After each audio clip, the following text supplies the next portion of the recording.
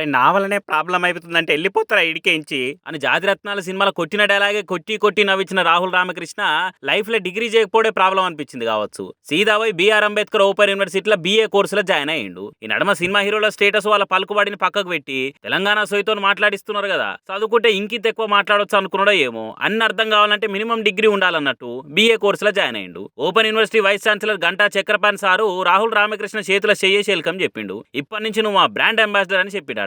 ఏ పని చేస్తున్నా, ఎంత పెద్ద హోదాలున్నా, పైసలు ఉన్నా లేకున్నా చదువు అనేది తప్పకుండా నేర్వవలసిందే కదా. అగో ఆ చదువు విలువ తెలిసే రాహుల్ రామకృష్ణ మా యూనివర్సిటీలో చదివేతానికి వచ్చిందన్నట్టు చెప్పుకొచ్చిండు చక్రపాణి సారు. ఇంజనీరింగ్ చదువు నడిమిట్లు ఇడిచిపెట్టి సినిమాల్లోకి వచ్చిన రాహుల్ రామకృష్ణకు ఇప్పుడు ఇంకా చదవాలనే ఆలోచన కలుగుడు మంచి ముచ్చట అని మురిసిపోయిందట. ఇక ఆయన ఒక్కడు కాదు, చాలా మంది చదవాలని ఉన్నా ఇప్పుడు చదువుడు ఏంది అని పబ్లిక్ అనుకుంటారని మోమాటానికి ముఖం తిప్పుకుంటున్నారు. కానీ ఓపెన్ యూనివర్సిటీకి రావాలే, ఇష్టమైన చదువులు చదవాలే, రాహుల్ రామకృష్ణ తీరుగా అని చెప్పుకొచ్చిండు. మరి ఎందుకు ఆలస్యం చేస్తున్నారు?